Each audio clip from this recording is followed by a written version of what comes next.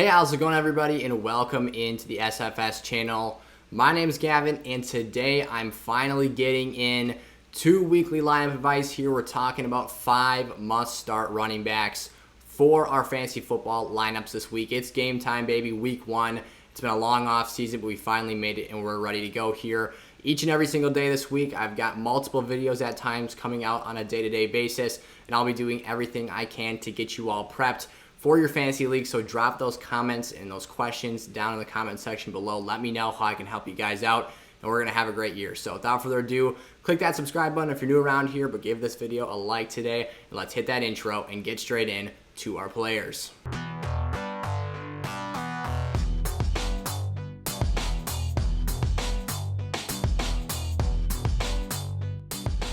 Alrighty, here we go. So one quick note that I need to touch on before we get started is that on our website, sizzlefantasy.com, you can get yourself access to myself or Eric setting your lineups and giving you the exact players we think you should be starting on a week-to-week basis by becoming an SFS Gold member. You can get access to that and head over to that screen by clicking the link in the description of today's video or heading over to the URL that you see on your screen right now. With that being said, Gus Edwards is our first must-start player this week against the Las Vegas Raiders. This is a situation with Gus obviously taking a bigger step in this offense. With no more J.K. Dobbins, that injury was very significant. We're not going to be seeing him for the rest of this season, and that means all the work is headed Gus's way now. Gus is a player who I think in this favorable matchup against Las Vegas, it was one of the worst run stops last season, should have his way in that Ravens offensive front, which loves to run the football, loves to run people over, should have a very successful outing regardless of who the back is, but Gus is the player I expect to see the majority of the touches in this offense.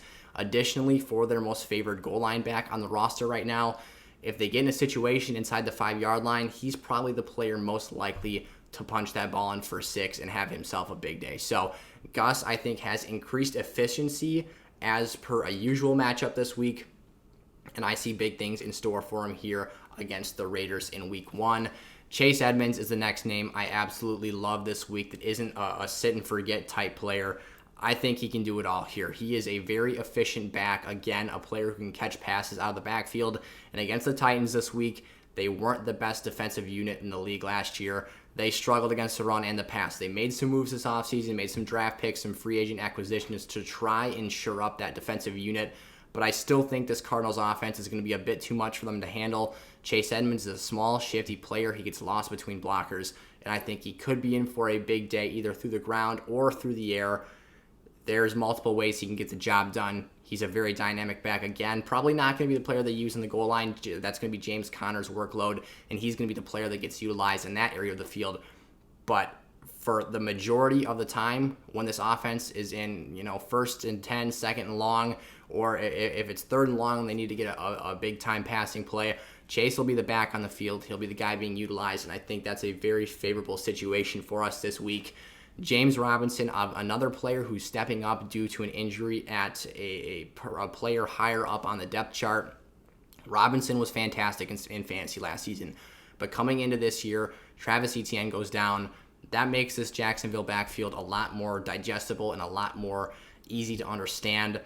It seems like on paper this is going to be a dang good matchup. The Jags versus the Texans might be the 2 worst teams in the league, and they might have 2 of the worst defenses. So there's going to be players on both sides of the ball that I love here this week and that should absolutely be utilized in fantasy. It might be some bad football, but James Robinson at the end of the day is the player who I think is going to be the consistent piece in this offense and see a lot of touches for the Jags here in week 1. He is the do-it-all back for this team. He can be used down in the red zone as a goal line player. He can catch passes out of the backfield. Trevor Lawrence is going to be looking for some security week 1, and they're not just going to throw him out to the Wolves, although the Texans are a relatively easy matchup, as I touched on. So James Robinson could potentially be in for a very large 20, 25-plus touch workload this week. And then next up here, Raheem Mostert. This is one that I absolutely love. When Raheem Mostert is healthy, he is an absolute electrifying running back. He has some of the best explosion of any back in the league. And this week against Detroit, in what I think is an absolute talent mismatch, Mostert should have his way. The 49ers should blow the brakes off the Detroit Lions. And if that's the case, they're going to be running the clock out. There's a chance we might see a lot of Trey Sermon this week, which makes him another viable play. because I literally think the 49ers have the chance. It is early season football, so despite the fact that I think that they have so much more talent than Detroit, they might not have hit their stride yet per se, so maybe they don't quite have the groove. But on paper, this looks like a very, very easy matchup for the 49ers. The Lions were a very poor rushing defense last season, and I think that, again, having a healthy Raheem Mostert means a lot of big plays. He's going to potentially have the opportunity to get in the end zone and score some touchdowns. This might be one of my favorites on the board this week. And then Phillip Lindsay on the other side of that Jags-Texans matchup. I talked about the Texans. Their defense, their roster, it's not very good. The Jags aren't that much better. They have a lot of young names, a lot of struggling pieces that aren't surefire guys that can just hold down the fort on the defensive end of things. Lindsay is the lead back here. There's going to be a lot of other players sprinkled in the mix. This is a lot more of a committee-style system. You've got Mark Ingram and David Johnson, who are probably going to see their usage in some areas of the field and be sprinkled in there, like I said.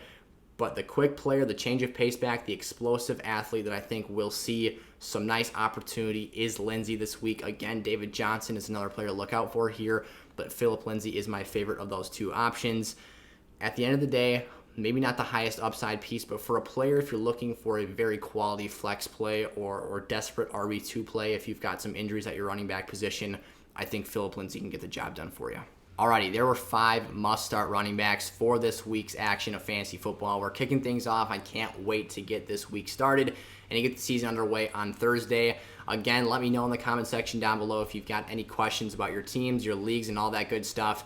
Again, go check out SFS Gold. The link to that is in the description of today's video.